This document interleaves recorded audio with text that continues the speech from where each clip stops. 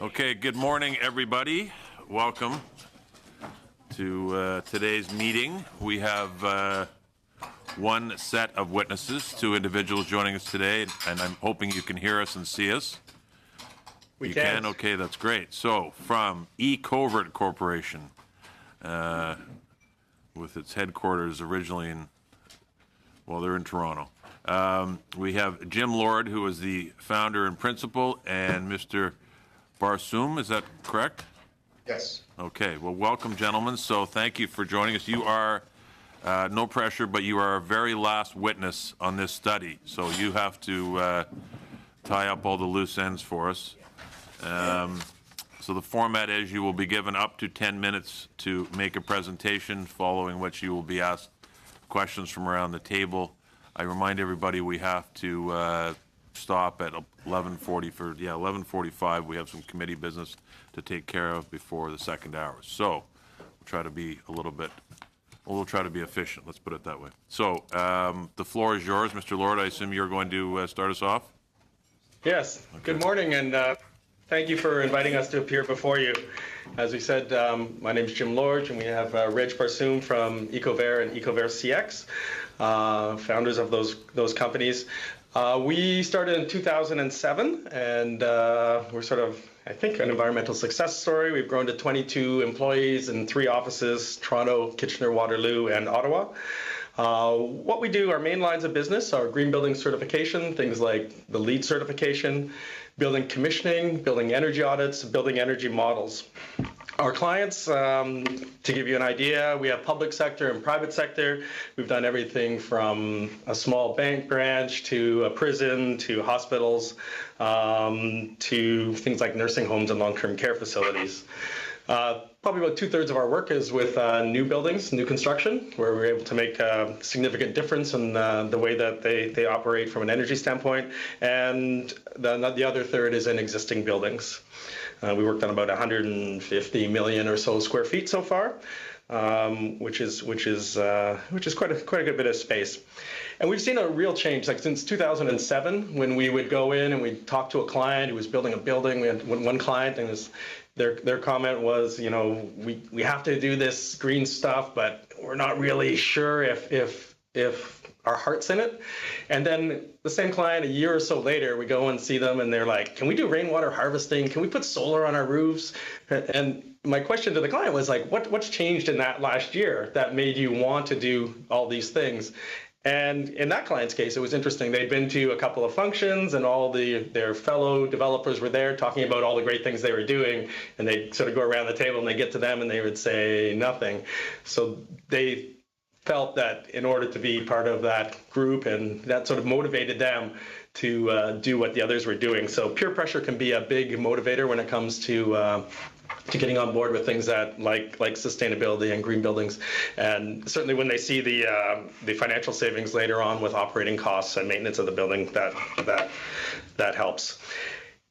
That being said, you know, we had a call a few months ago from a guy in Ottawa, and he was like, what is a green building? What is energy efficiency? I have no idea where you even start. So we have, you know, the big players who have the big buildings and big portfolios that really understand it, and they have their energy people as part of their teams. And then we have what is a huge percentage of the market, the smaller, medium guys who have no idea what to do and how to get started. And I think, you know, as we talk, that's probably one of the biggest opportunities when it comes to energy savings. You know, just talking about some of the things that are helping us right now, we have mandatory energy benchmarking in Ontario, and that is certainly getting people to look at their existing buildings and say, what's happening and how can I be better. We also have seen changes in building code across the country and in municipalities that have helped to spur energy efficient design of new construction. And programs like the High Performance New Construction and Savings by Design have also helped organizations to get on board with the green building call to action.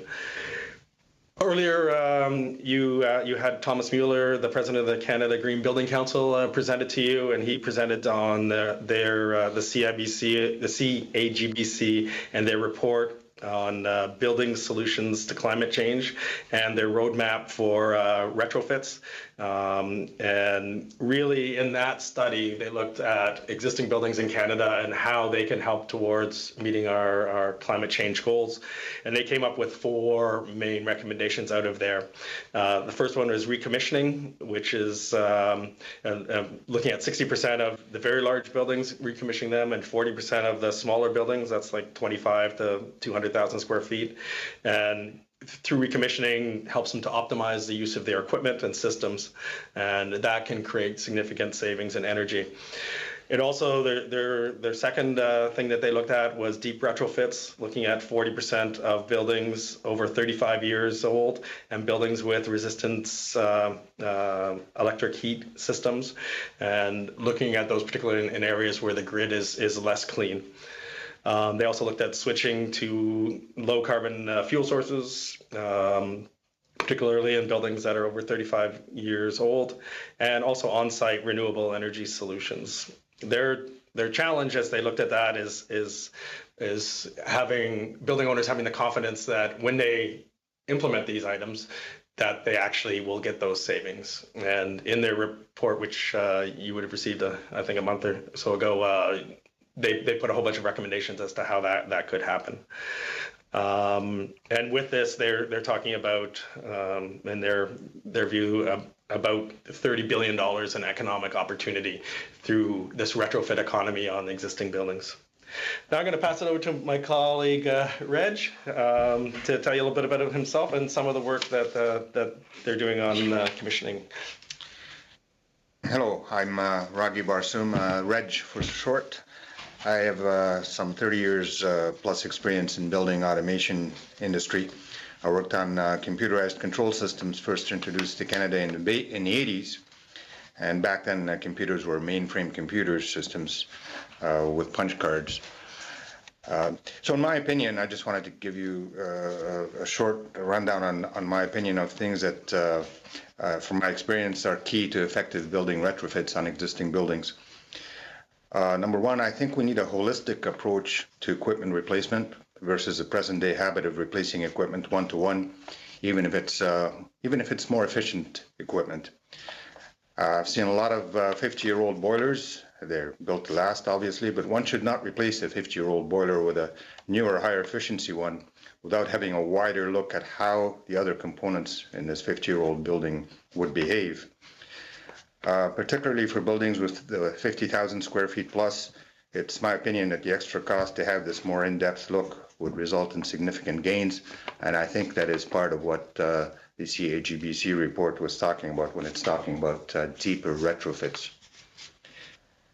Number two, I think we need to focus on utilizing the people who work on site. I think many people already do that. They obviously have day-to-day knowledge and can ID the weak points, maybe not know the solutions, but that's an excellent starting point. Number three, I think we need, there are all sorts of products that can save energy, but many are quite complex to operate and don't lend themselves well to a harmonized building.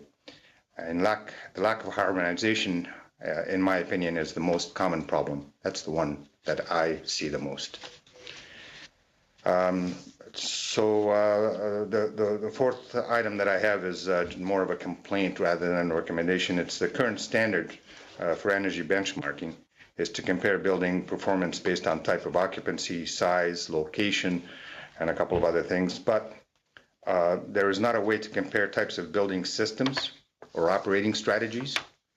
And I think it's a weakness in the benchmarking system, and I think it's an opportunity for future improvement. Thank you. So that's our sort of presentation. We look forward to answering your questions. Perfect. Thank you very much, gentlemen. Mr. Saray, you're going to start us off.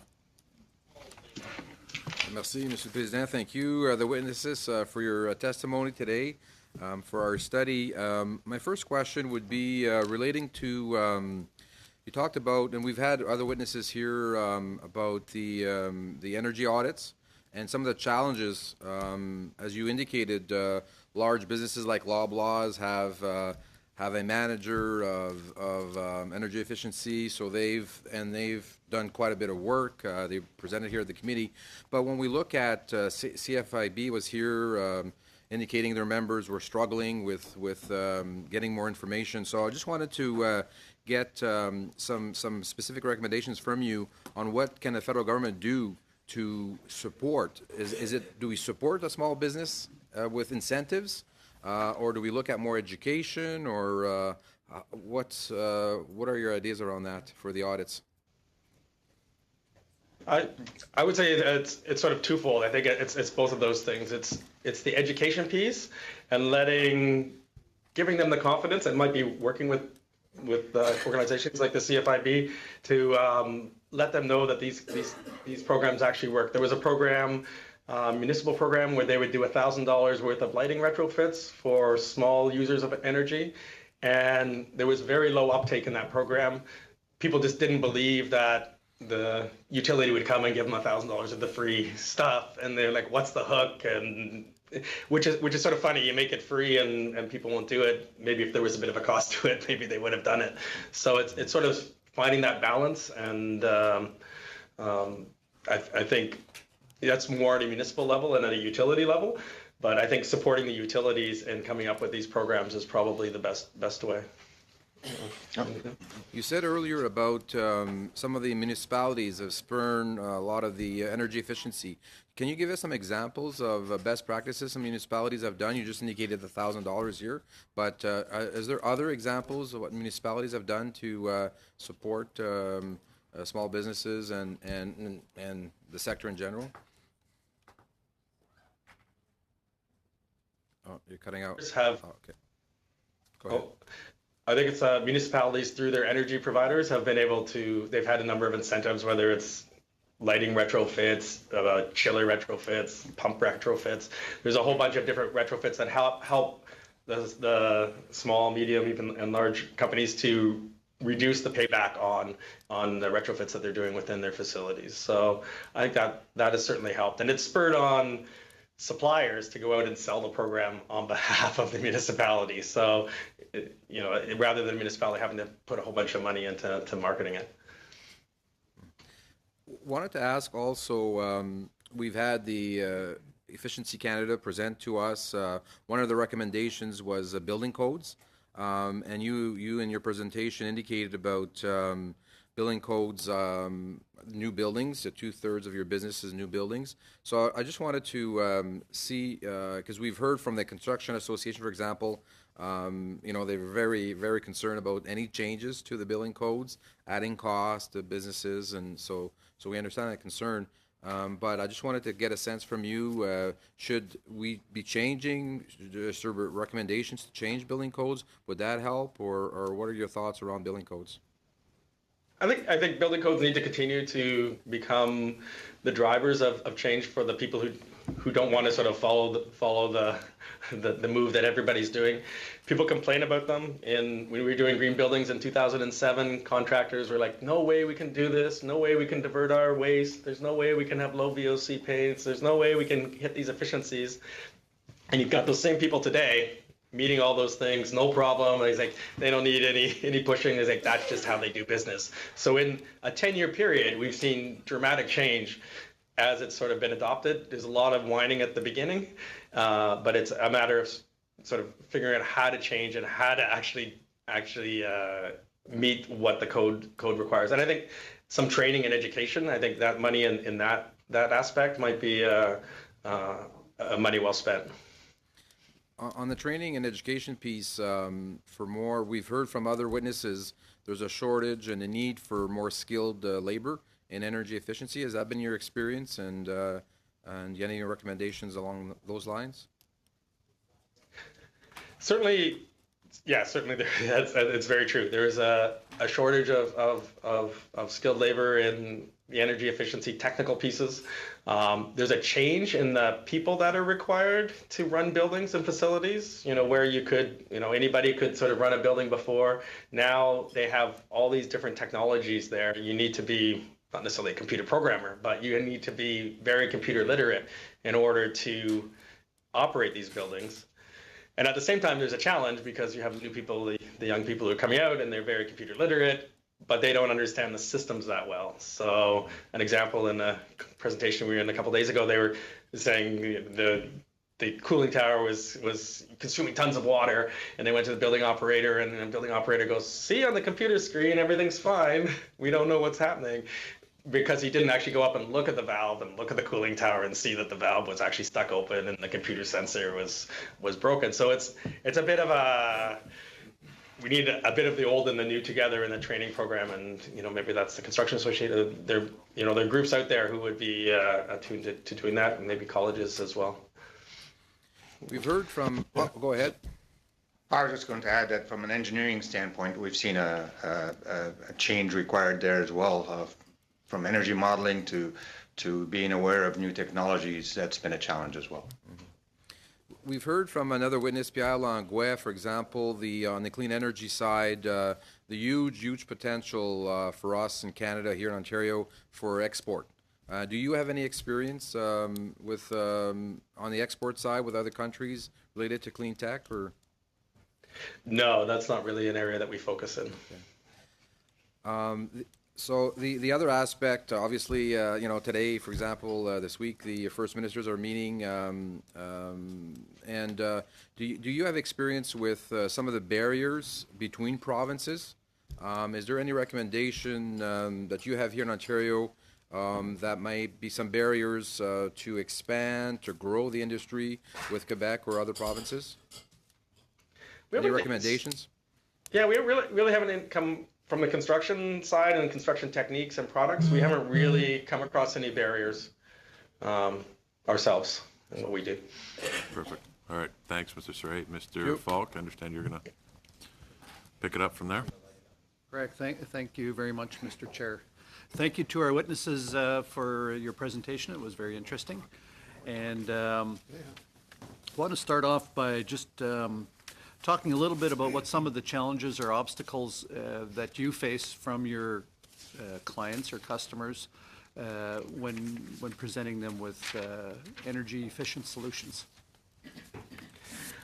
I think the challenge is, and I think we sort of brought up earlier, but we've been building buildings the same way for the last 150 years. And what we're asking people to do is change the way they think, look at it differently, look at, not oversizing equipment, letting them have the confidence that will actually work and that the building will function as it is. Reg, sort of more on the technical. It's also getting specialists, I think, working together to a common goal and understanding each other's points of view. When you're talking about recladding a building versus changing the boilers out, Jim touched on it. You're going to reclad it, you're going to re-insulate it. Well, you don't need to have the same size boiler. You need to go to a little bit more trouble to figure out what exactly you do need and how it would work. And having that confidence to put in that smaller boiler and that you won't be cold in the winter. Right, and Reg, I think you had talked about more of a holistic approach instead of just one-off replacements of different components, and that's. Can you expand on that a little bit more? How important do you think that is? I think it's tremendously important. I've seen many, like I mentioned, boiler replacements or chiller replacements, where they're focusing on increasing the efficiency of that specific component. But if you don't look at a wider view, you're not going to get things harmonized as well. You're not going to get systems harmonizing. So you need to have a wider view, even if you're considering replacing that piece of equipment. How does that affect the rest of the systems? What other opportunities perhaps are available there that you could make a change even to that replacement, to that strategy? Right. So are you finding that in older commercial style buildings, because I presume mostly you're dealing with commercial or industrial type buildings, Do you find that it's still economically feasible to upgrade their systems to more energy efficient, to more newer technology type energy use systems, or is there more of an advantage in new construction? Well, I say it's always easier in new construction, but new construction will not get us to where we need to be because, it's such a small percentage of the market. So it's harder in existing buildings, and But is not- the construction of older buildings compatible with some of the newer technology as far as when you're looking at headers and wall construction and things like that? Like, does it make sense to upgrade, or is it more costly to do it and less cost effective? It depends on the building. It's, from my experience, it's a situation on a one-by-one basis. I've been involved in many older buildings that were compatible to variable refrigerant flow systems just because of the way they were constructed. So, and others not. Okay. and we've seen existing buildings dramatically increase their energy efficiency as well. So it can happen. It can work. You talked a little bit about tradespeople and construction people that are required to build, maintain, and to operate these systems, and your challenges there of getting a balance of the right kind of people. And Mr. Surrey was asking questions about the workforce that's available to work with these new systems. I think it was on the weekend or earlier in the week that we had a prime minister running around saying how horrible construction workers are. What kind of impact do you think that will have on people considering getting into the trades and into the construction industry? Good question. No real comment on that, but I think as people are looking at what they want to do career-wise, we will need good construction workers and more technological construction workers as we move forward. I spoke with some of the constituents in my riding on Monday exactly about some of those comments that work in the construction industry and the trades industry, and you know what, they don't find that they're in a position that's being honored and recognized for the expertise, the skill, and the professionalism that they build. When you've got a prime minister that talks about how terrible they are for Mr. a Falk, community. I am going to have to raise the issue of relevance. I don't know what this has to do with energy efficiency or has anything to do with Well, this witness. it talks about. If you can tie it into what these gentlemen are here to talk about, then I will appreciate that. No, I guess my comments are out of a concern for employment in your industry, for people that are looking to get into construction and trades. And when you have leadership of a country, when you have a prime minister telling them that they're bad for a community, and I'm just wondering if you think that that's going to be a negative impact, because we need people in the trades industry. We've heard from previous witnesses that have testified at committee that is a real challenge in exactly the energy efficiency industry, is attracting people into the business and getting qualified tradespeople that can actually do the install or construct the buildings. Yeah, certainly we need qualified tradespeople, and we need to encourage the courses at community colleges and other institutions that will help us to bring our next round of tradespeople forward, so we can keep building. So it would be an honorable trade that people should still consider. Definitely. Good. Okay, I would think so too.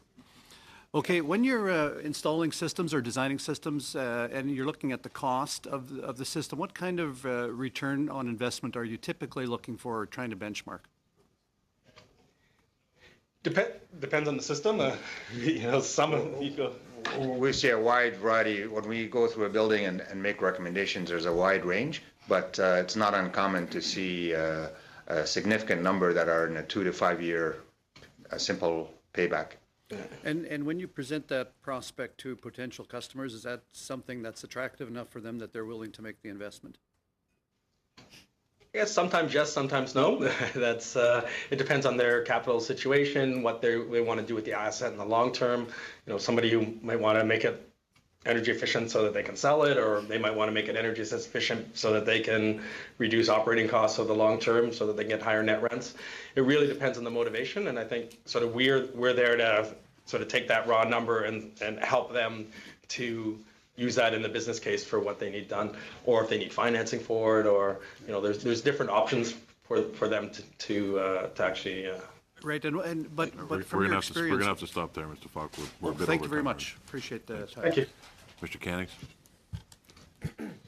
Okay, well, thank you for being here today, and I'm going to bring it back initially just to talk about the training aspect.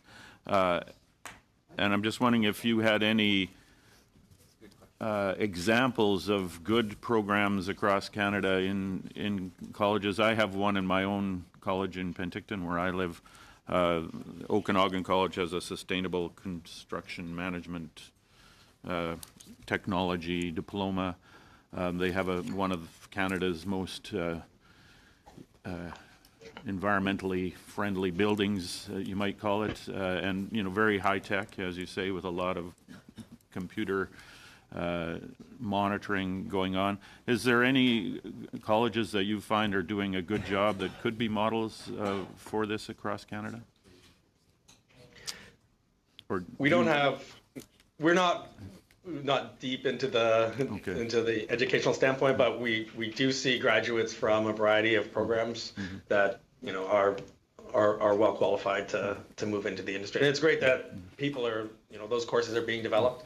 I know Humber College is looking at they're working on a new program that we're helping them with, giving a little bit of advice on there as well. So it's good that they're reaching out to industry, and I think that's probably common across all of the colleges to figure out what skills are needed so that they can produce the graduates that will be able to find jobs. Right. And you mentioned that you mainly deal with new builds.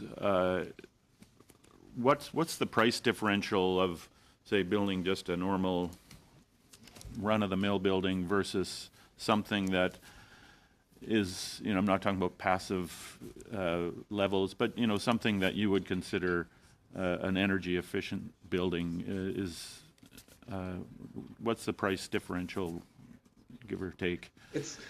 I know it's always hard because every building is very different. But if you were to go back, 10, 15 years, the price difference would have been very large. And now with building codes and modern construction techniques, the price differential is not that large from a construction standpoint. I know it's so I'll give you like And you talked not like 2.8% or something like that, but it's what we're finding is regular builders can build high efficiency buildings in their budgets. Right. So that means it is attainable. Yeah.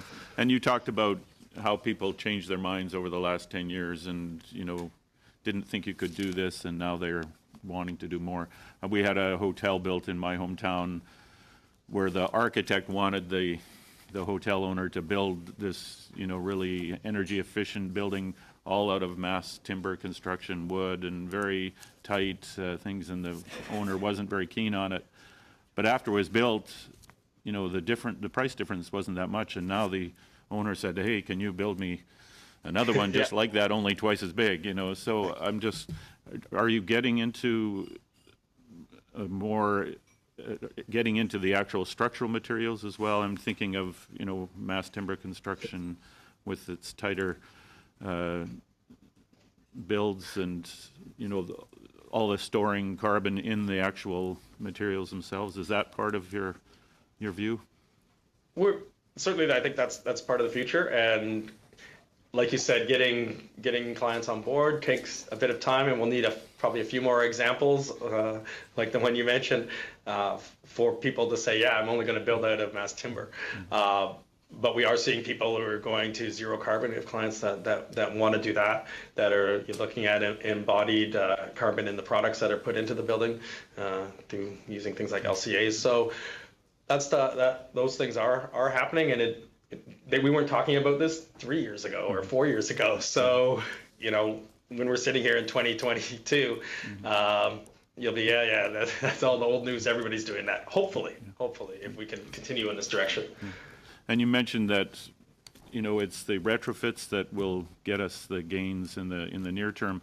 What, in a broad sense, what do you think the best incentives are that this government could provide the industry for getting building owners to tackle those retrofits? From my point of view, I think the idea of publicizing building performance and making sure that that is transparent to the tenants and to the people who pay for the energy in the long run is one of the first keys. And if we can expand on that idea, where it puts pressure on landlords to be transparent to their tenants on how the building performs and what sort of materials are in there, and you can expand on that.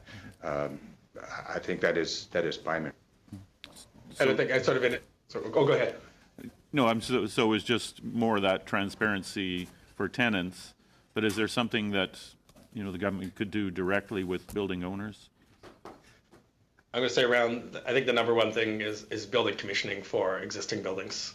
And commissioning is really going in and optimizing all the systems, re-looking at how they work together. If you build a building and it comes with a manual and this is how it all works, but 35 years later, the tenants are configured differently, the number of occupants in the building is different, some of the systems have been changed, and quite often you're still running it the way that you were running it that day one. And, you know, there's no right or wrong way to run a building, but there are ways that use more energy and use that will use less energy. And, you know, I don't know if you have additional comments on. No, I think it's You know, we've seen on the building commission, there's a whole bunch of studies around different successes with building commissioning where you might save, you know, 20% of your energy in a good case without changing any equipment, just changing the way that you actually run the building. So, you know, things like that I think are low-hanging fruit. If we could do that across all of the buildings in Canada, there would be a tremendous savings. Okay. Okay, just you talked about codes. I'm just wondering if you could comment on if you are familiar with the STEP codes in British Columbia and how those sorts of programs could drive the way for new builds. Yeah, certainly the STEP codes in BC and now the Toronto Green Standard and the way it's sort of future looking, I think it gives builders an idea of what's to come so that they can continuously sort of change their process, because their horizon, you buy a piece of land, you're not going to necessarily build on it for 2 or 3 years. Having an idea of what's going to come in the code does help. So I think that is certainly the way of the future. Thank you. Thanks, Mr. Tan. Okay, thank you, Chair. You talked about the green energy and the green technology. When you try to convince your clients to incorporate the new technology or green technology to increase their energy efficiency or reduce the pollution for their buildings, how do you make sure that the companies or your clients are not affected in terms of their ability to meet their operational needs? Perhaps they have to shut down their building for you to do the renovation, or how do you convince them, and what kind of assessment you give to them? One of the key parts to any of these new construction building measures and figuring out what you need in the building is doing an energy model of the building. So looking at the amount of energy the different systems will use and the potential systems that they might put in and sizing them accordingly. So that allows you to know how much energy you need in the way of, say, solar or other renewables. So we're able to model the geothermal systems, we model the renewable energy systems like solar as well. So we use those models to predict and make sure. And usually these buildings are also connected to the grid. So, and you know, if things change too much, they can always use the grid power as well. Okay. And we heard from witnesses that they found it quite challenging to achieve the energy efficiency in a very cost-effective manner. I guess the biggest resistance, when you try to convince your customers, the biggest resistance is from senior management for sure. What strategy or what experience do you have like, when you talk to those people, try to convince those people? You just answered Mr. Fox's question, touch that part. I want you tell us more. I think it's being able to provide examples of buildings that have done that and that have done it in a cost-effective way. Being able to basically provide a business case. Sometimes senior management are the ones that are very keen on that as part of their corporate mandates. So that happens quite often. But really, it's being able to point to projects that have been successful using the strategies that we're recommending, and showing them that they can do it without too much cost. And that's where people like the Canada Green Building Council offer tours of these buildings so that other developers can come out and see what people have done, so that you can touch it, you can talk to the building operations staff, and you can get a degree of confidence. Because I think the companies are looking, you look at the risk, right? What is the risk of doing this and it not working, and you try to minimize that risk. That's what our clients generally are looking for. Okay, thanks. I still have a few minutes, right? 4. Oh, I just have one more question. Anyway, in your presentation, you talked about some examples or some buildings. Can you give us one specific example, or successful example, where you helped your clients to reduce the power consumption, or identify, optimization for their equipment, or renovate their equipment? With this new capability or new changes, how much money your client can save in the 5 years or 10 years or even long run? How, in your opinion, or from your feedback from the feedback from customers, how these changes will improve the reputation of the company on their sustainability or on their social image, whatever? So what benefit? Not just the cost, but also the social image. Oh, exactly.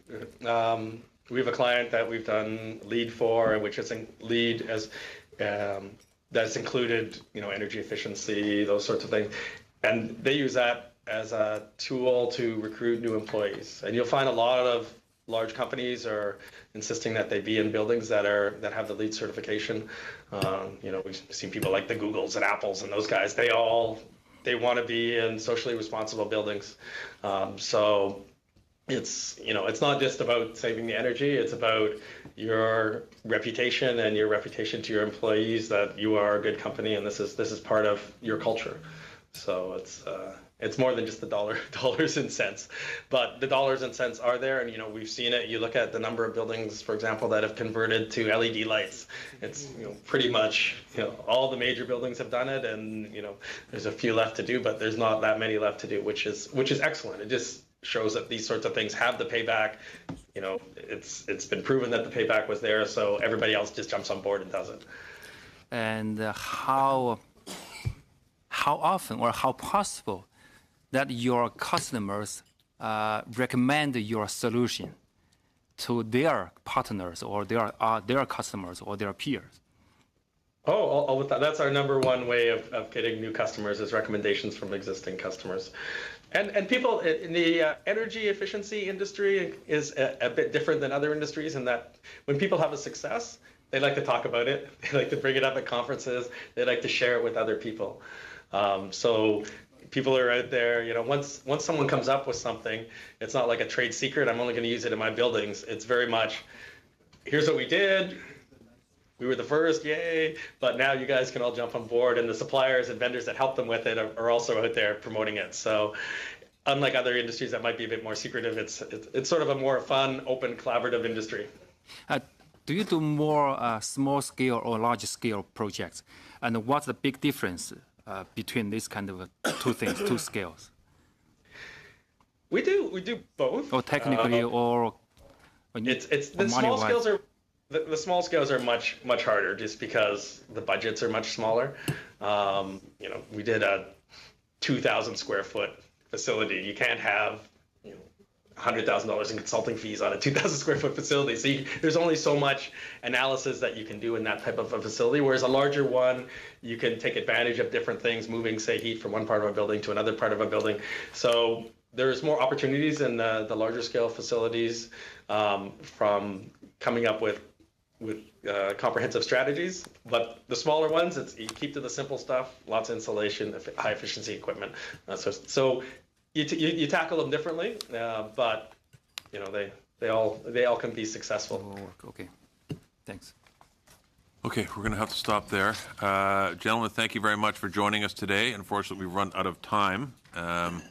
We have to move on to the next phase of our meeting here. So we're very grateful for contributing to the study and finishing it off for us. So we're going to suspend now for a couple of minutes. Reminder, everybody's allowed to have one staff member only during committee business when we're in camera. Everybody else is invited to return at noon sharp. So we'll suspend for a couple minutes.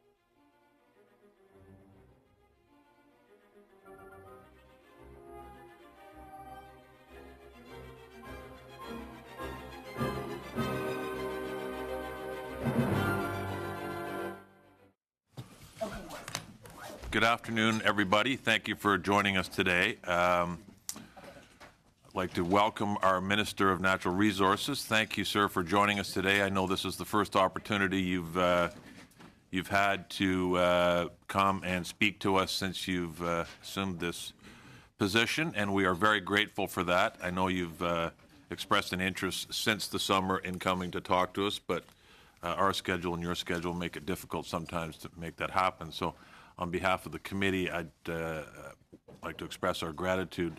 One thing about this committee is we are very proud of the fact that we are collegial, we get along well, we work well together, and we identify issues that we have in common that we like to work, and solutions we like to work towards together.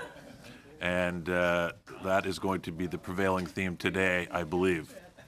So, on both sides of the table, I would like to emphasize. So, you know the process. We certainly don't need to explain that to you, sir. So, I'm going to open the floor to you now, and then we will get to questions after that. So, thank you.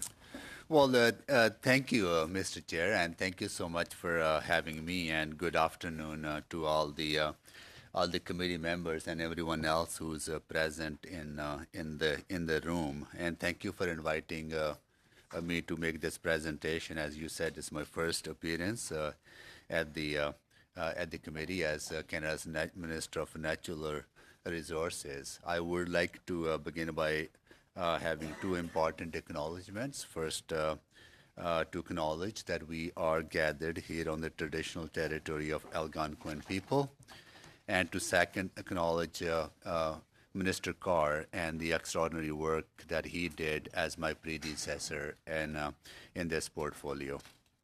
As we all know, Canada's natural resources, oil and gas, wind, solar, forestry, and mining, have been a source of well-paying middle-class jobs. And it is our government's goal to ensure that this growth continues for decades to come. In Canada, we also have an advantage that goes well beyond the abundance of natural resources. It is the expertise and the experience we have in developing them sustainably and competitively. It was the Canadian resourcefulness that unlocked the secret of getting oil out of sand. And it is the same innovation that is reducing the industry's environmental footprint.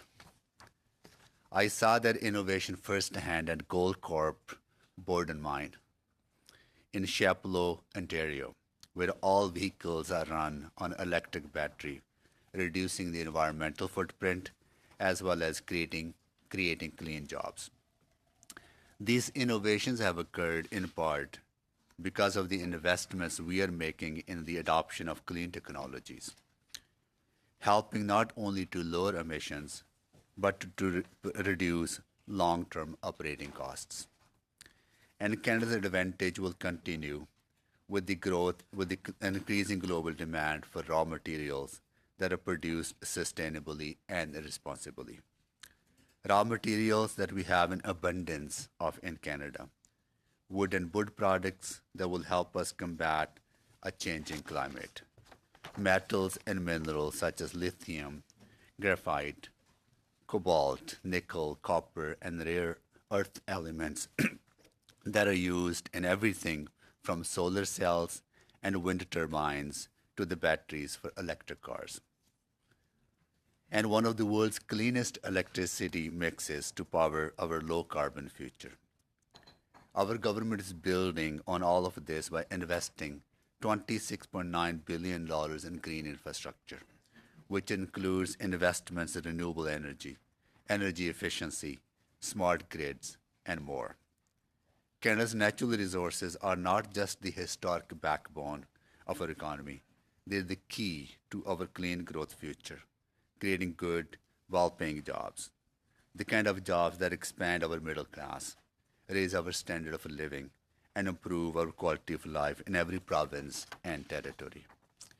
That is why our government also supported the LNG Canada's $40 billion project on the west coast of British Columbia, paving for the way for the single largest private sector investment in Canadian history. A project that will create 10,000 jobs at the height of its construction and millions of dollars in new contracts for Indigenous businesses. A project will open new global markets for Canadian natural gas, displacing other fuels that emit higher levels of greenhouse gas emissions, offering greater global energy security and a greener future. Our fall economic statement will support more of these opportunities with the new tax incentives and investments to enhance the competitiveness of resource sectors, making Canadian companies better able to invest in their own growth and making Canada a more attractive place to do business. A number of these new measures directly target emerging challenges in the natural resources sector, such as softwood lumber prices that have certainly fallen off recent peak highs, and a dwindling timber supply in areas ravaged by mountain pine beetle and wildfires. That is why we announced an additional $100 million in this strategic innovation fund to support Canada's forestry sector. We have also renewed the mineral exploration tax credit for a full 5 years to maintain Canada's position as one of the world's most competitive jurisdictions for investing in exploration. And we have responded to recommendations from leaders in the oil and gas industry, including new tax incentives to permit the full write-off of machinery and equipment used in the refining and processing of oil and gas, allowing for the creation of even more value-added products. Now let me turn to the price differential on Canadian oil. This price differential is the direct result of previous governments' failure to build pipelines, expand non-U.S. markets, and reduce our dependency on a single customer, the United States. This problem was further compounded by the scheduled seasonal maintenance at 4 refineries in the U.S. Midwest that caused a temporary drop in demand. This combined with increasing production from the oil sands, which created an extraordinary price discount on Canadian resources. I want to reassure you that our government has made the price differential and the issue of market access in general an urgent priority. That is why we established a working group made of senior officials from the federal government and western provinces to lead our efforts. While we welcome the news that 4 U.S. refineries and the million barrels per day they process are back online, we know additional pipeline capacity is required to address increased production. This is why our government approved Line 3 replacement project. Construction of this project is underway and will come into operation in the fourth quarter of 2019. That is why we have always supported Keystone XL. I spoke with Secretary Perry to offer our ongoing support last week. It's also why we purchased the Trans Mountain Pipeline and the related infrastructure when it faced political headwinds, because we know market access to customers other than the United States is the long-term solution to the price differential. We know we need to get our oil resources moving, and all solutions are on the table to accomplish that, from increasing rail capacity to rethinking how access to existing pipeline is allocated. In fact, I have written to National Energy Board asking it to report on options for optimizing pipeline use in Western Canada. And earlier today, I met with Minister Garneau and rail shippers to discuss rail solutions. Mr. President, I am a proud Albertan. I am seeing firsthand the pain that this price differential is having on hardworking men and women in my home province. It is affecting families, neighbors, and friends.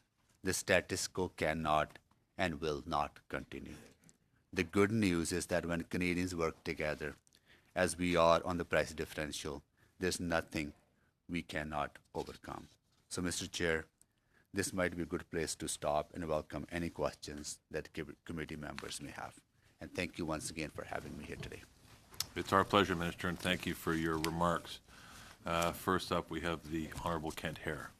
Mr. Chair, I would like to thank the minister for coming to committee today, and I know he understands the Canadian energy sector is very important to him. It's very close to his heart. Him and I have discussed this in great detail. We understand that neighbors of ours, friends of ours, people we've worked with who are deeply affected by the downturn in the Alberta economy, and I know he gives a great deal of thought to this, and I'm just pleased he's here today. The price differential, the money we receive for Western Canadian Select, it's about 15% of its real value. What has caused this, Mr. Chair? Well, it's been decades in the making, and the private industry always thought the United States would need our oil, and they built pipelines to fill that market. And we understand now that we need to open and access new markets. And further, we understand to get pipelines built in the 21st century, we need to treat the environment as a serious concern, as well as get Indigenous consultation right. On this point, the Conservatives failed for 10 years to get our oil to non-U.S. markets. In 2006, when they came to power, 99% of our oil went to the United States. 10 years later, 99% of our oil was still going to that singular market. As any economist will tell you, with you only have one customer, you have to accept the price that they're willing to give. Today and every day, we see the consequences of this decade of inaction. Minister, I know you've given a great thought to this. What are we doing to end the decade of failure by the former Conservative government to get our energy products to new markets?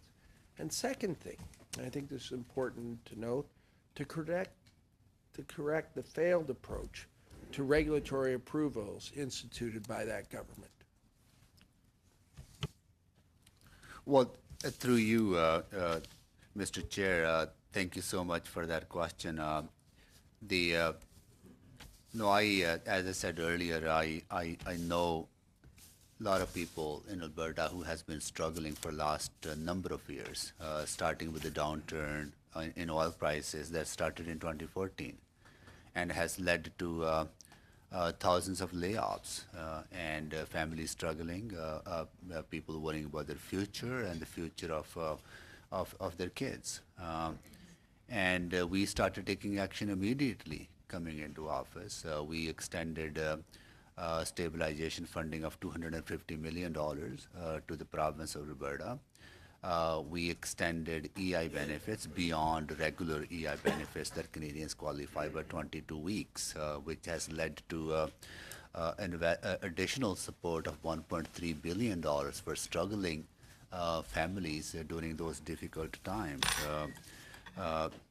Now we are taking action on the pipeline capacity, and also Alberta is a province that exports a lot of commodities, including oil and gas, to other countries. So the conclusion of NAFTA is absolutely a benefit to oil and gas sector. Through those negotiations, we were able to eliminate unnecessary tariffs and fees that are resulting in a saving of $60 million per year for oil and gas sector, particularly the oil sands sector. We will continue to work to improve our regulatory process, because what we have in place has led to the failure of a lack of pipeline capacity that we're seeing today, that is causing so much pain and grief and billions of dollars that we are losing. And that's why Bill C-69 is a very important piece of legislation that will fix a broken system that we currently have, and it creates a balance between environment and obligation to consult with Indigenous peoples, at the same time allowing us to grow our economy. And this is a good example how economic growth and environmental sustainability can go hand in hand. And that's exactly what we are focused on moving forward to fix the flaws of a regulatory process that we inherited. Well, I think that is important that you pointed out the 2012 approach that they put to regulatory matters managed to lead to our stalled approach where we are today. We're unable to move projects forward to move this nation forward. And I know that Bill 69, it has one project, one review, and I think this will simplify things, make things more clear. Is that what the goal of the legislation is to try and do to make things smoother, quicker, and more efficient? Through you, Mr. Chair, the goal of Bill C-69 is to ensure that we have a process in place that improves transparency of decision making, that it allows good projects to move forward in a quickest way possible, and it allows for one project and one review philosophy. It also gives flexibility to provinces that if they want to substitute federal review process with their own review process, allows them to do so. This is a legislation that is fixing the changes that were made in 2012 that gutted the environmental protection of water, environmental protection of fish. It took away ability of Canadians to participate in the regulatory process, and we had seen thousands of Canadians marching in the streets in 2012 opposing that legislation of 2012, which has really polarized the political atmosphere in Canada, which is not helping our energy sector in any shape and way. So we are trying to fix all those flaws in the process. Mr. Falk or Mr. Schmale, you're going to start us off? Oh, it's Ms. Stubbs? Okay. All right. Thank you. Thank you, Chair. Thank you, Minister, and to your officials for being here today. Minister, I just want to clarify the record on the Northern Gateway. You've said multiple times this fall that, quote, the court quashed the Northern Gateway pipeline. In fact, recently in an interview, you said any intelligent person would know that the court quashed the Northern Gateway. So let me just read from that court ruling. The court said they, quote, remit the matter back to the Governor and Council for prompt redetermination. The Governor and Council, of course, being the Prime Minister and the Cabinet. The court did not kill this pipeline. It gave your government the chance to redo consultations. And on November 29th, 2016, the Prime Minister personally said, quote, the Government of Canada has directed the National Energy Board to dismiss the application of the Northern Gateway pipeline. The Liberal Cabinet order says the Governor General and Council, that being the Cabinet, including you, on the recommendation of the Minister of Natural Resources, directs the board to dismiss Northern Gateway Pipeline's limited partnerships application. And your own personal website says you, quote, are fulfilling our environmental responsibilities by rejecting the Northern Gateway proposal and imposing a moratorium on crude oil tanker traffic along British Columbia's north coast. So will you tell Albertans why you vetoed the Northern Gateway pipeline, which would have allowed access to the Asia Pacific? Mr. Chair, the real ruling from the Federal Court of Appeal was very clear, that the previous government failed to get the review process for Northern Gateway right. And so the court quashed that decision. That is a fact. We can't change the facts. We would also been clear during the campaign that building a pipeline through that part of British Columbia was not a right decision to start with. Right? So correct. That's what you said in the campaign, which was a political intervention and a political decision.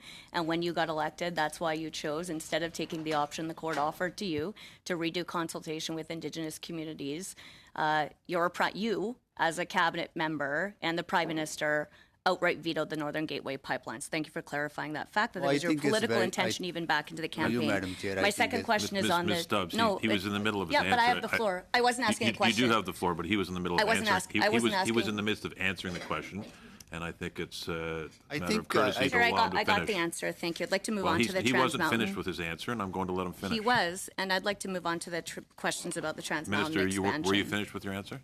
Well, I It's don't my wanna- time. It's my time, and I have the floor, right? So I'm going to I move totally- on. I'm going to move on to And we're questions for here you about the to Trans ask Mountain questions expansion. and And I to know hear as an answers. Albertan, like I am, you'll want to answer these questions. So the Prime Minister promised legislation on the Trans Mountain expansion to assert federal authority this past spring. Has that legislation put before the House, yes or no? Through you, Mr. Chair, our goal is to make sure that we are moving forward on the Trans Mountain Pipeline expansion in the right way by responding to the issues that court has identified. Court has identified two issues that the review that was undertaken I by asked the about previous the Prime Minister's administration. promise. If to you put- please allow me no, to finish. No, I'm actually asking you specific questions. Ms. Stubbs, asked I am going to I- rule that you have to let the witness answer the question. But I Ask asked the question. specifically No, about the this- Prime Ms. Stubbs, Minister's- this is twice now.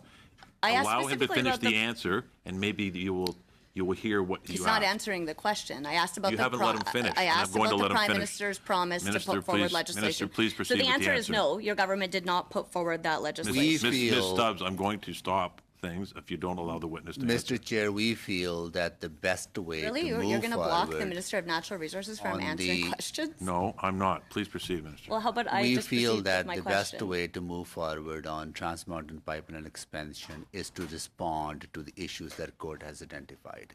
It is not a focused and efficient way to bring in legislation. It's not a focused and efficient way to appeal the decision. The focused and efficient way to move forward is to respond to those concerns. Okay. And we have instructed National So you made the Energy promise, Board and then you to, didn't bring forward the undertake legislation. review In of April, the, when the finance minister announced you're spending $4.5 billion tax dollars to purchase the existing pipeline, he said specifically on May 29th, shovels would be in the ground, construction would start immediately. That was his quote.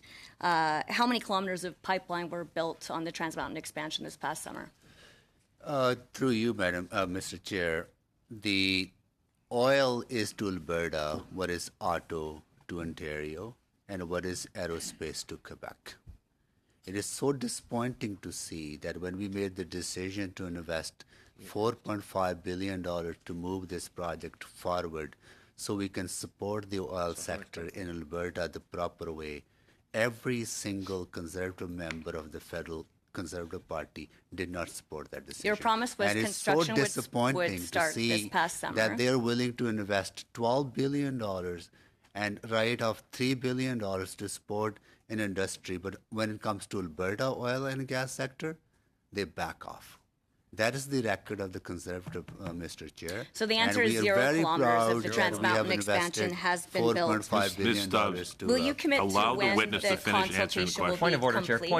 Point of order, Chair. Mr. Schmidt. Chair, if the minister is just going to drag on the clock, it's not fair that Ms. Stubbs stands there and lets him drag on the clock. She has a number of questions to get at, and if he wants to talk and waste time, that's not on Ms. Stubbs. That's right. So that's not, I don't agree, you know how much I respect you, but I do not agree that you keep cutting her off and challenging her like that. I do not agree with that, and I'd like to bring that to attention. Duly noted, Thank Mr. you, Schmale. Chair. You know I like you, and you know I And I respect you, appreciate, but- and the respect is mutual around this table, you know that as well. But he I can't- was, Well, it and I isn't agree. right now. Look, I'm simply trying to allow the witness to answer the question. On 2 occasions, Ms. Stubbs. He's not answering the question. I'm So I'll go to addressing my Mr. next question. Schmale's point of order right now. Thank you, Ms. Stubbs.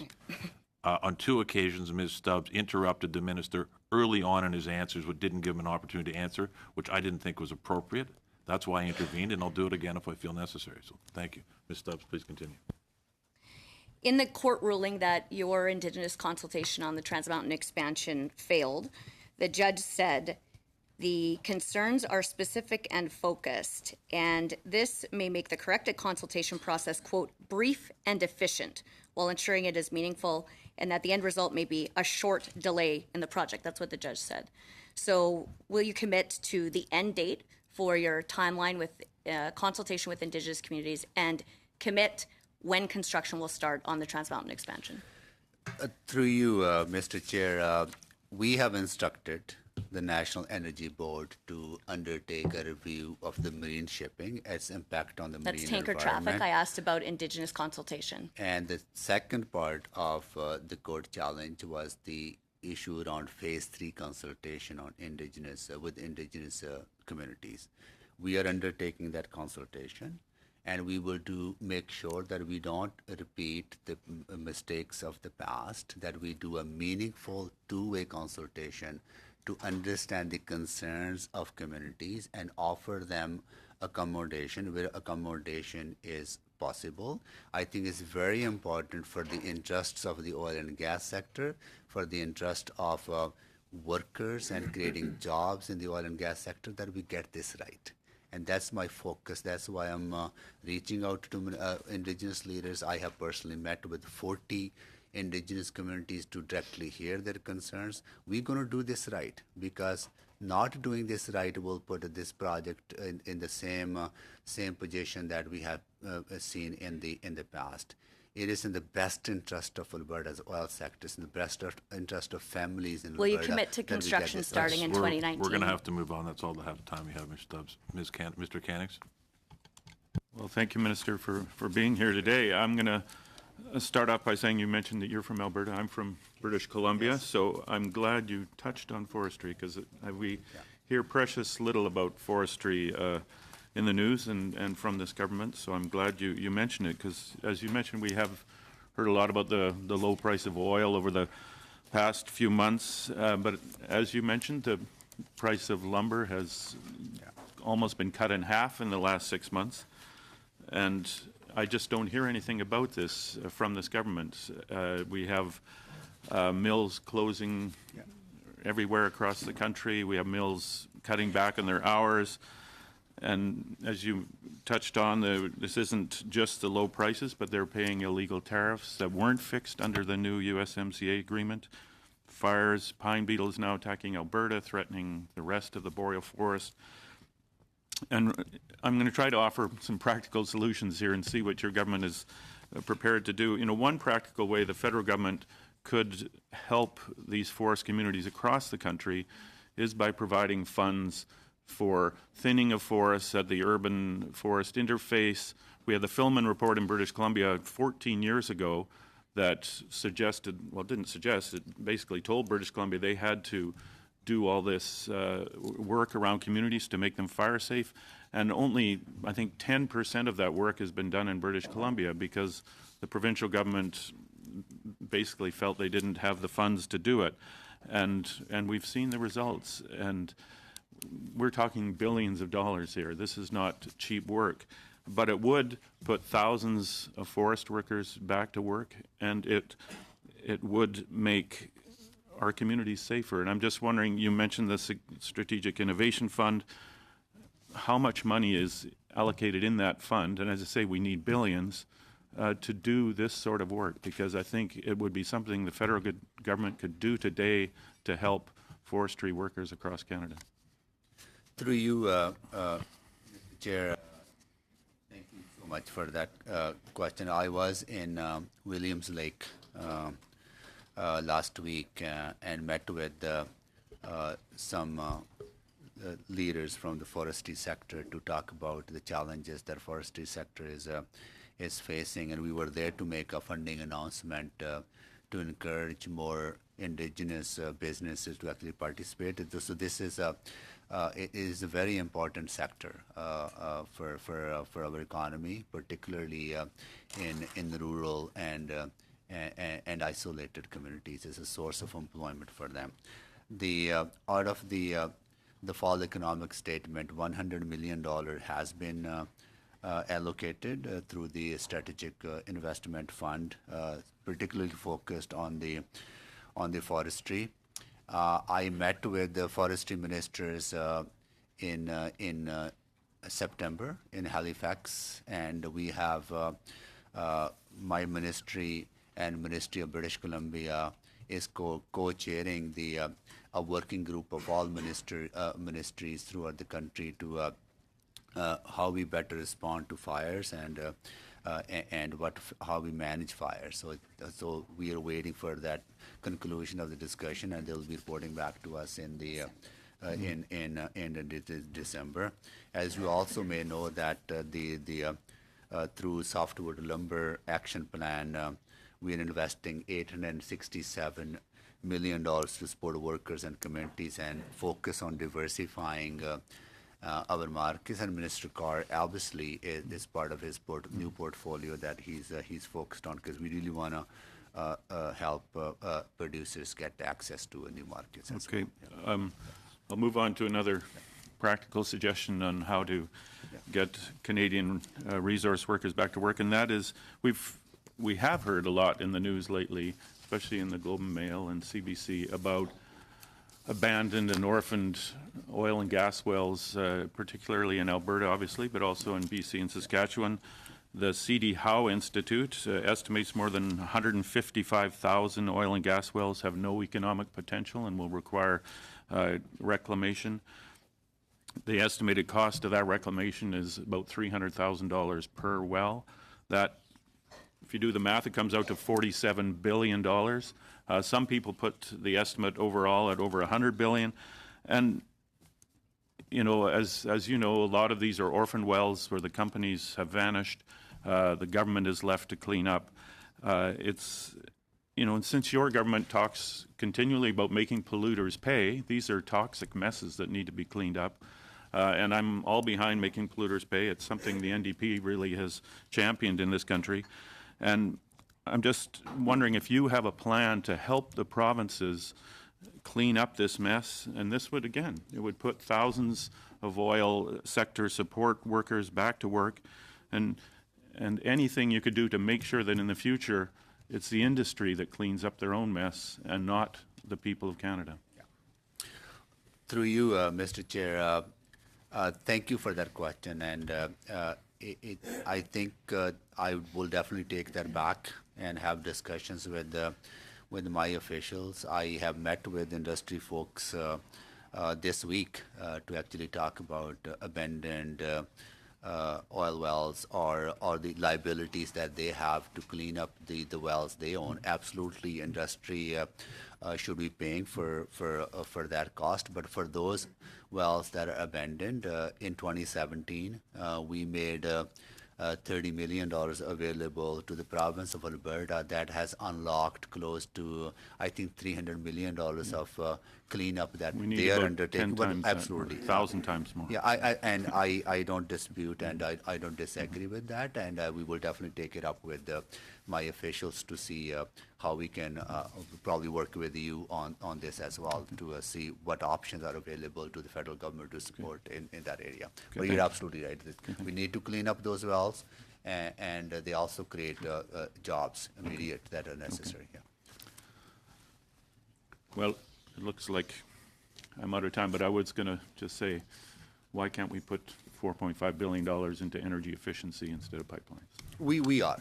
We are investing $26 billion in green infrastructure, and out of that, $9 billion is going to the provinces and territories, and that money is available for them to invest in the renewable energy and as well as reducing greenhouse gas emissions. So we're doing quite a bit in every aspect. Yeah. Efficiency. Thank you, Minister. Thank you, Mr. Kanks. Mr. Surratt? Thank you.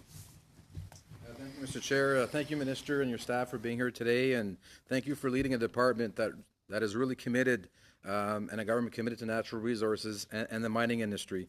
Last year, many of our colleagues here attended PDAC in Toronto, which is the largest mining conference in the world. There's a lot of optimism last year and this year with the direction of our government. I also attended roundtables on C69, which was strongly supported by the Canadian Mining Association.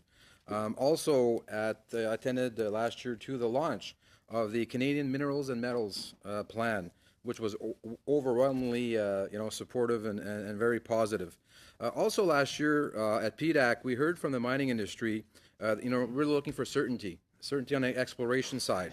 With the Conservative government, 10 years, they only extended the mineral tax credit for 1 year. So I wanted to have the opportunity for you to explain what we've done to expand the mineral exploration tax credit. Also, can you tell us where we're at with the minerals and metals plan, and when can we expect the final report?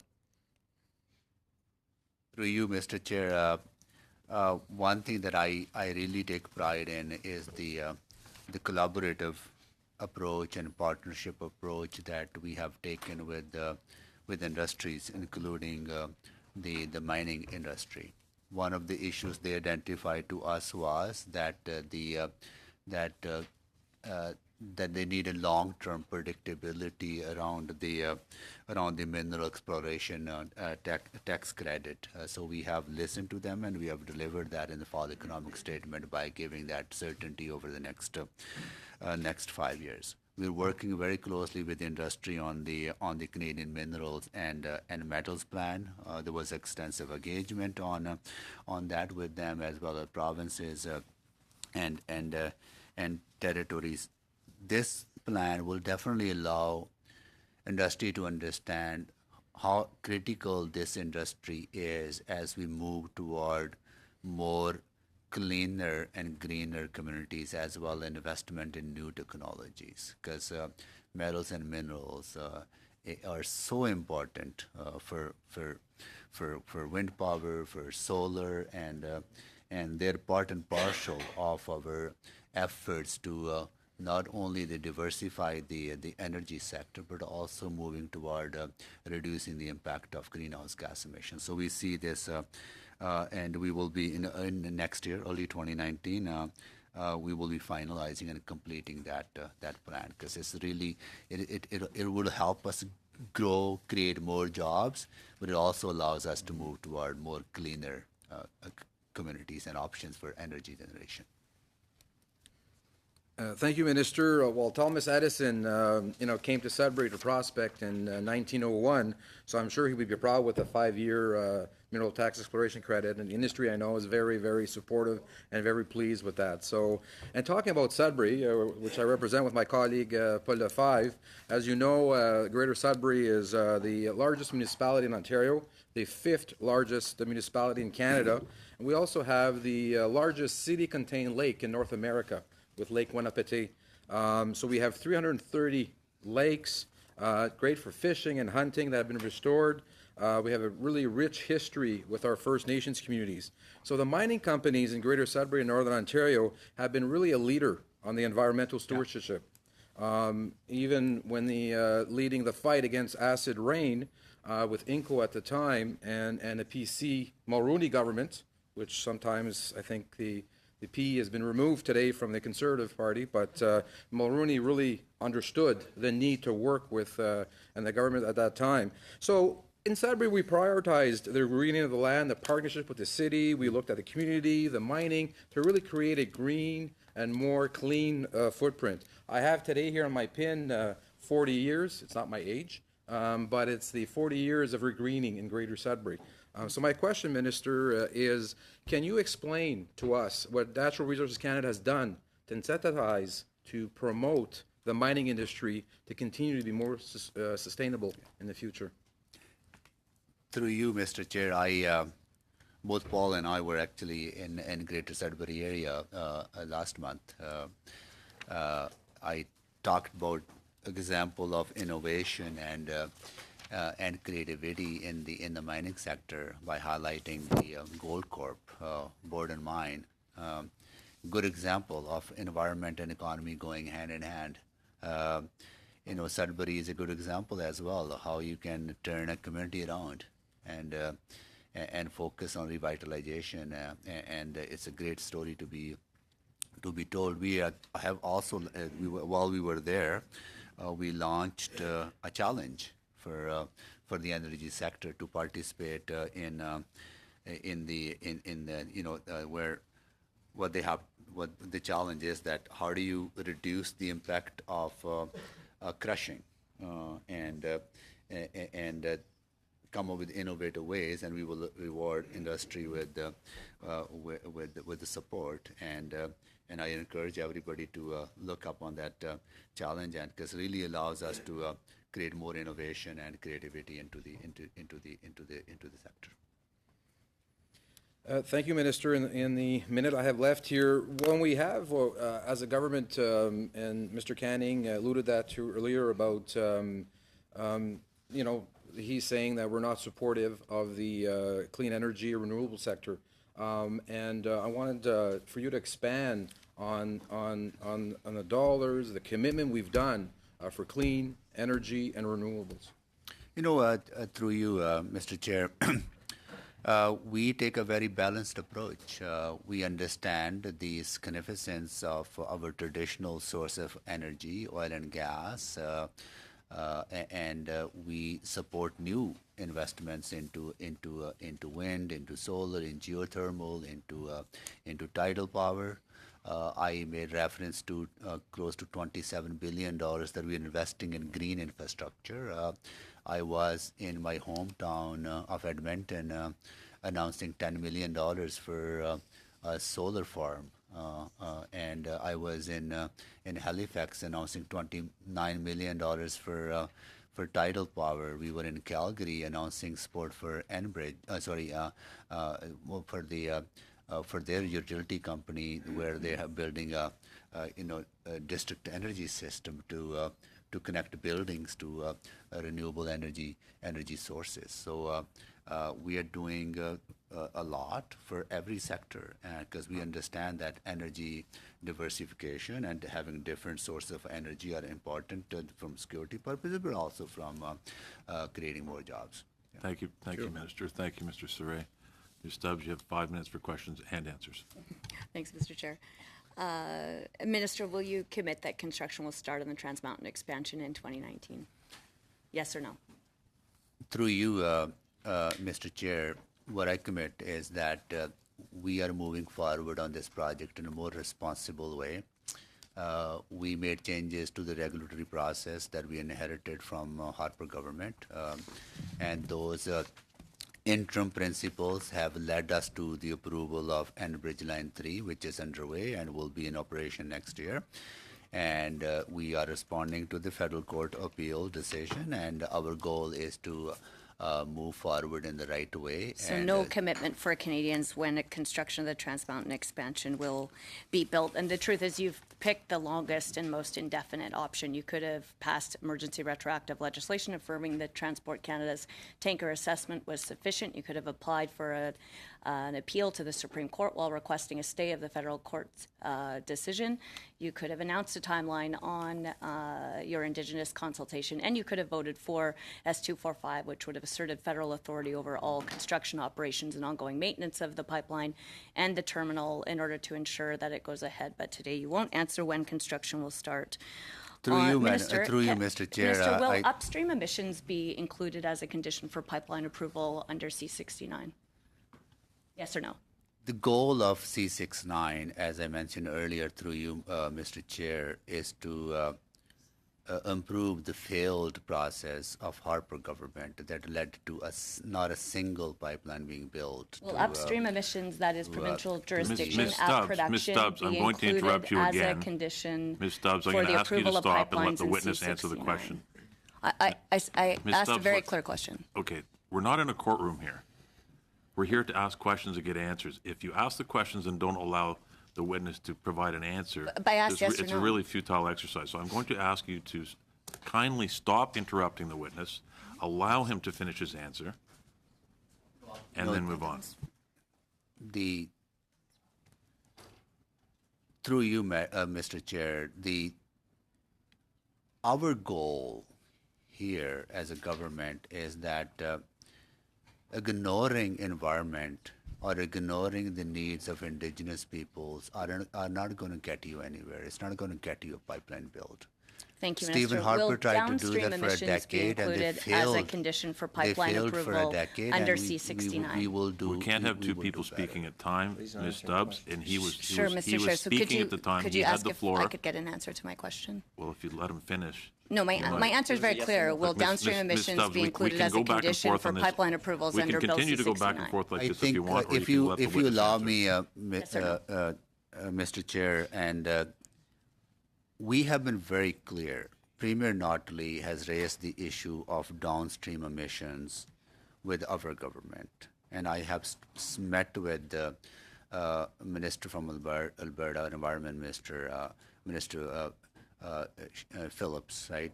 We have been absolutely clear that downstream emissions will not be part of Bill C-69 or any environmental Thank you, new Minister. process Now that that- we are putting in Thank you, place. Minister. Thank you. Now, this is why I raise this. I just returned from New Brunswick. New Brunswickers want a west to east pipeline, as do Canadians right across the country, and certainly the provinces of Alberta, Saskatchewan, Manitoba, and Ontario.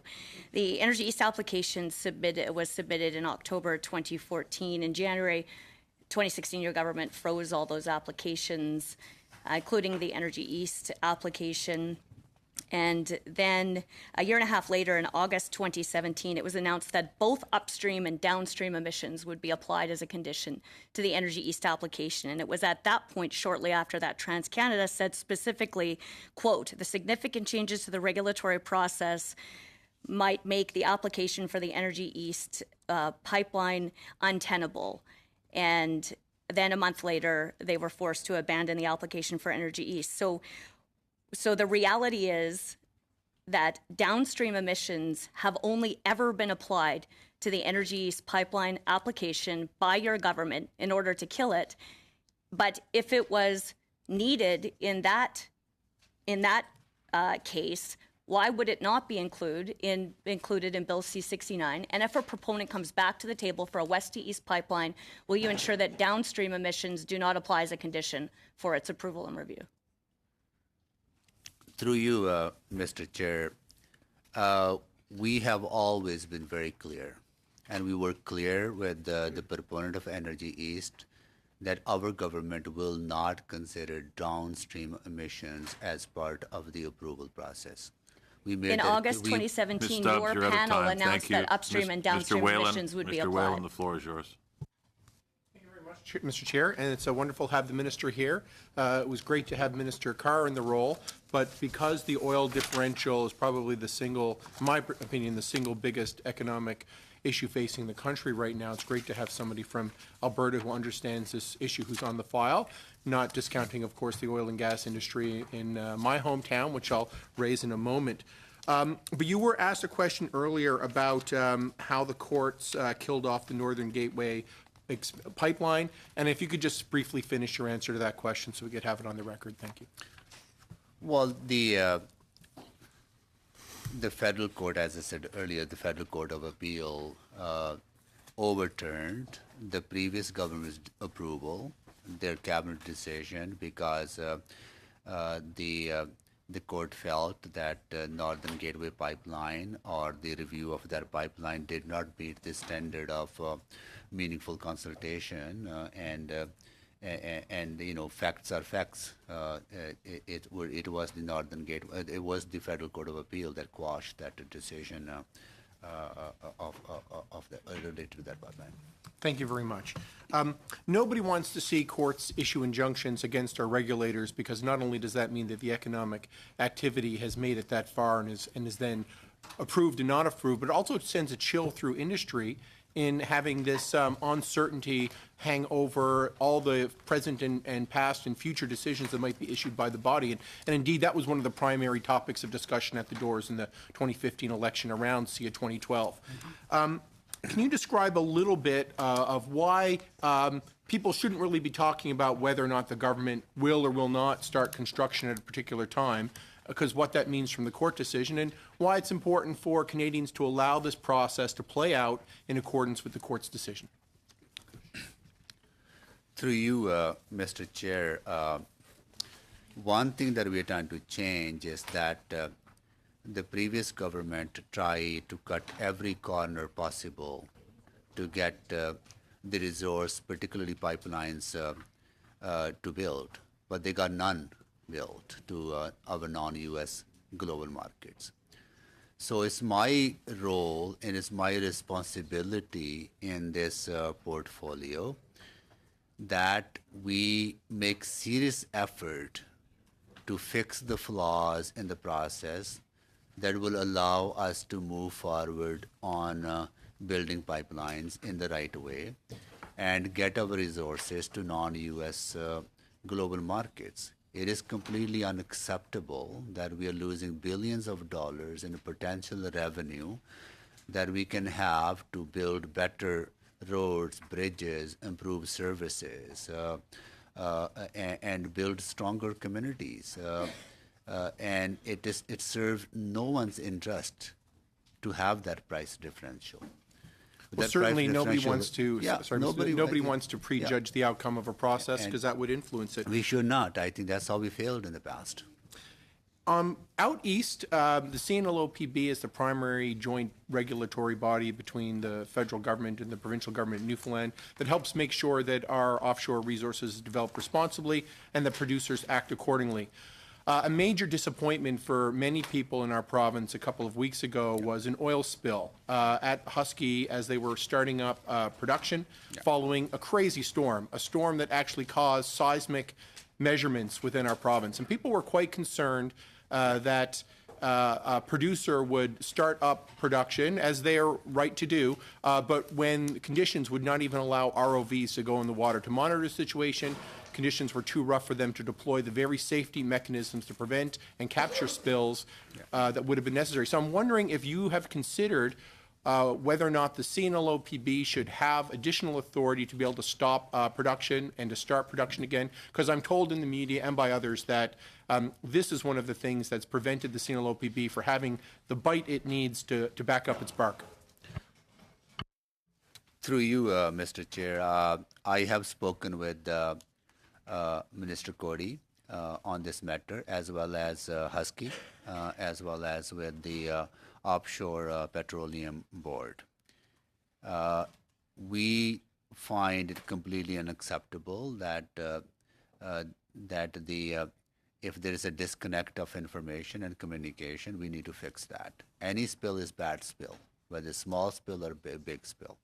And we need to make sure that there are mechanisms in place and response in place that allows that to be avoided. And in this case, once they found out about the spill, it was contained. So the impact of it is not as severe as we thought it would be, right? So but having said that, we are having conversations with the offshore petroleum board, as well as Husky and the province of Newfoundland and Labrador to improve this high priority for us, and we will continue to work with them on that. Yeah. No, we're gonna have to stop you there. Thank you, Mr. Whalen. The floor is yours. We have 2 minutes because we have to vacate because there's another committee meeting here at 1. So you have time for about one question, probably. Okay. 2 minutes. With a short preamble. Okay. Thank you, Chair, and With very thank you, short Minister, for appearing today. We do appreciate that. Now, Minister, I noticed in your comments a lot of what you referred to. It was seems to be a common theme we have here in question period and otherwise, where it's always the Conservatives' fault and it's always Harper's fault. And you're in 3 years into your mandate. Before, in the previous government, we had 4 pipelines approved. We had 3 in the queue. Now we have 2 that were canceled, 1 that was nationalized. How do you keep saying that your plan is working and keep blaming the previous government? You gotta fix this for me here. Through you, Mr. Chair, and thank you for asking that question, because what you're touching on is when you have legislation brought into place in 2012 that eroded the confidence of Canadians in the regulatory process, you face consequences.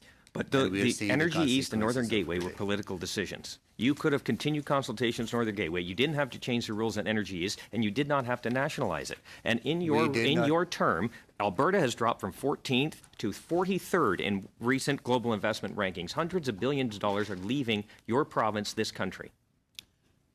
Through you, Mr. Chair, first of all, I think it is absolutely necessary for this committee to understand that it was the proponent that withdrew application of Energy East. We were very clear that downstream emissions will not be part of the assessment. There are close to $175 billion worth of new investment planned in oil and gas sector in Alberta. And we will continue to support that, and we will continue to repair the damage that has been done by the previous government to the regulatory process. So Again, we can move you forward. had Thank three in the you, queue. Minister. Mr. Schmale, we're had done. three in the So, queue. Minister, thank you very much for attending today, for your patience, and for No problem. listening to the questions and answering them. Thank you so We're much. very, very grateful. We will see everybody in the new year. Enjoy the interim. Meeting adjourned.